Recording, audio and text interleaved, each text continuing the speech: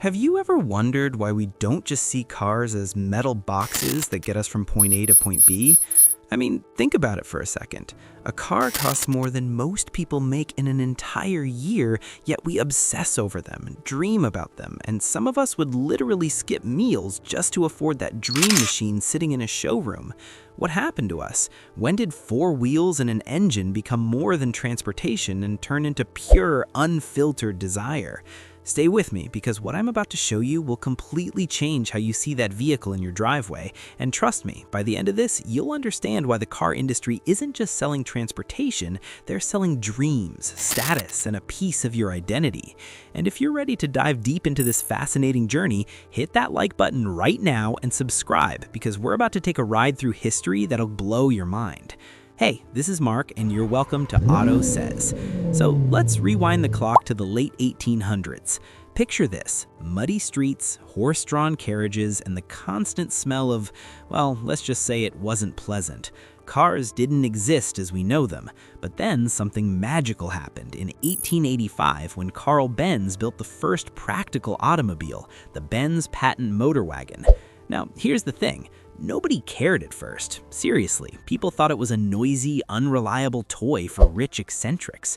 The price tag? Around 600 German marks, which in today's money would be roughly $15,000. Sounds reasonable now, right? But back then, that was more than what a skilled worker earned in 2 years. 2 entire years of labor for this sputtering machine that broke down every few miles. So why would anyone want one? Well, here's where human psychology kicks in. See, the early adopters weren't buying transportation, they were buying status. They were buying the future. They were buying the ability to tell their neighbors, look at me, I'm living in tomorrow while you're stuck in yesterday. But the real transformation didn't happen until Henry Ford entered the scene, and oh boy did he change everything. Ford looked at the automobile industry in 1908 and saw a massive problem. Cars were handcrafted, expensive, and only accessible to the wealthy elite. The average car cost around $2,000, which is about $35,000 in today's money, and that's just the starting point. Ford had this crazy idea. What if we could make cars affordable for the average American worker? Everyone thought he was insane. His investors, his competitors, even his own engineers doubted the Model T concept. But Ford introduced the assembly line, and suddenly the production time for a single car dropped from 12 hours to just 93 minutes. 93 minutes! The price of a Model T fell to just $260 by 1925. Do you realize what that means? Ford didn't just make cars affordable, he democratized desire itself. Suddenly, the factory worker, the teacher, the shopkeeper could all afford a car.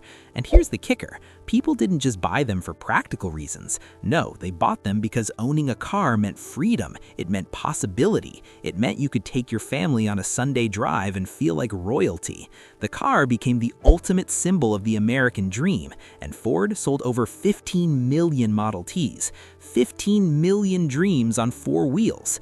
But wait, because just when you think the story couldn't get more interesting, everything shifts in the 1950s and 60s.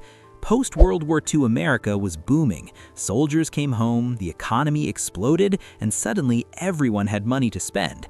But here's where car manufacturers got really clever. They realized something profound about human nature.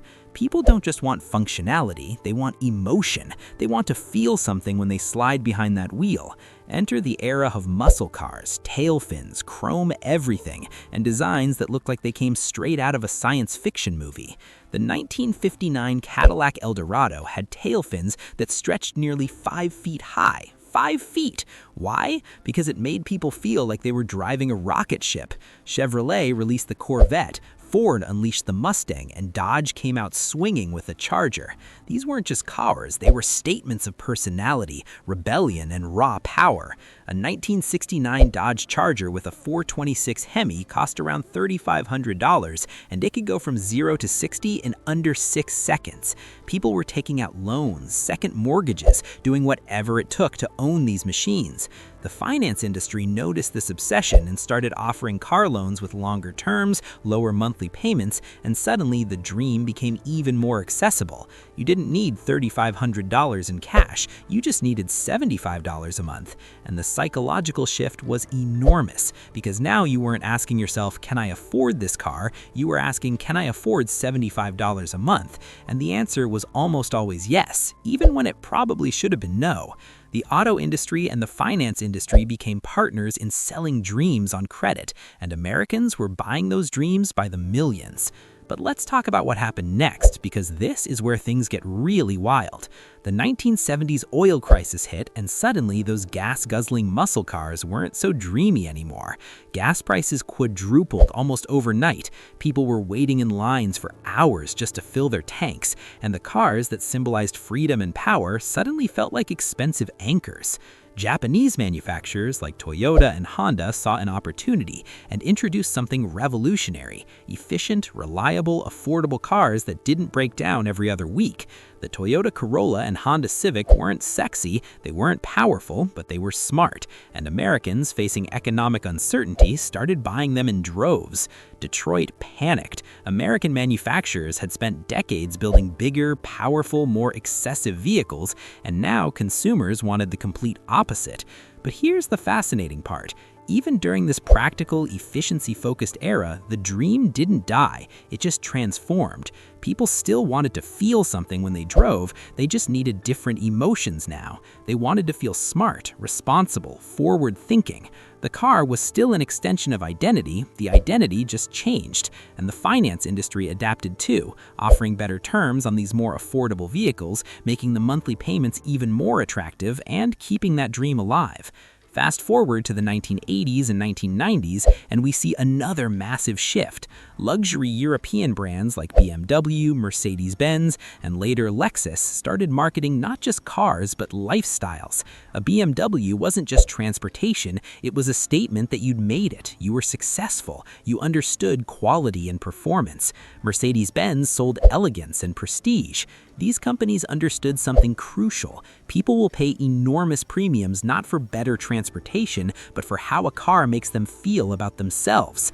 A 1995 BMW 3 Series cost around $30,000, while a Honda Accord with similar features cost $18,000.